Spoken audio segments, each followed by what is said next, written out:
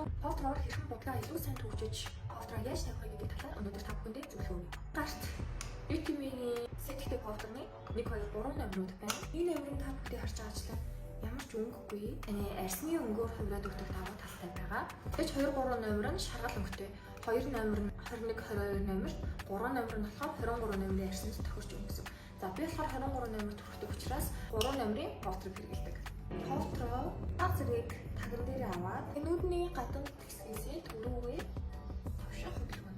Манай повтрны үед гэвэл ямар ч ширхэг өвгөөс гадна огт барцаалахгүйгээр бүгдэж өгдөгөрөө давуу талтай. Миний ярсыг харж байгаа ба хуурайгийн үед хуурай. Гэхдээ бисүү тэгж холцруулж хагарч хуурайсан ярсаа харагдахгүй байгаагаар давуу талтай байгаа. Одоо будгаа илүү сайн төвчөх зорилготойгоор бейкинг хийж өгнө. За мөн адил таган дээр аваад спонж авлаа. Одоо нөгөө консилер тавьдаг эсгүүл дээр бүгдээрэн дээр спонжоо тавьдаг.